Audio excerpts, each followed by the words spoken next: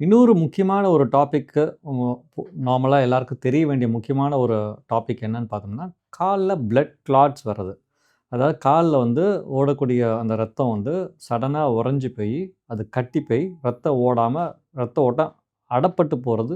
இத எப்படி நம்ம தெரிஞ்சுக்கிறது? ஏன்னா கால்ல ரத்தம் வந்து எப்பயுமே உடம்ப பொறுத்தவரையிலும் எல்லா உறுப்புலயும் ரத்தங்கிறது எப்போ இருந்தாலும் கன்டினியூஸா ஃப்ளோ ஆயின்னே இருக்கணும். இப்படியும் ஒரு ரத்தம் உறைஞ்சு போய் கிளாட் ஆயி நிக்கிறதுங்கிறது ஒரு மிகப்பெரிய பிரச்சனை.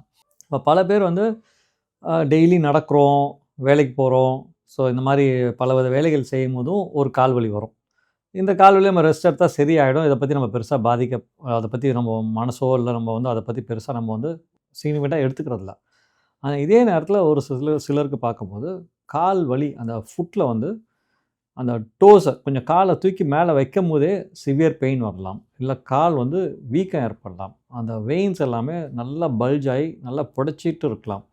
கால் சடனா சூடா இருக்கலாம், வார்மா இருக்கலாம், ரெட்டா இருக்கலாம். ஸோ இந்த மாதிரியான நபர்கள் வந்துட்டு, நார்மலா இருக்கக்கூடிய பிரச்சனைக்கும், இந்த மாரி ஒரு தீவிரமா வரக்கூடிய பிரச்சனைக்கும், அவங்க வித்தியாசப்படுத்தி கண்டிப்பா பார்க்கணும். இத பார்க்க தெரியணும், தெரிஞ்சுக்கணும். ஏன்னா இது வந்து ஒரு முக்கியமான ஒரு டாபிக். ஏன்னா, இந்த கால்ல நார்மலா ரத்த ஓட்டங்கிறது கால்லேருந்து இறுதி நோக்கி போணும். நான் சொல்றது கால்ல இருக்கக்கூடிய வெயின்ஸ்ல. அதாவது அந்த சுருள் நரம்புல, இல்லன்னா அந்த பச்சை நரம்புகள், சிரைன்னு சொல்றோம்ல, கால்ல இருக்கக்கூடிய வெயின்ஸ்ல அந்த ரத்த ஓட்டம் ஒழுங்கான முறையில போணும்.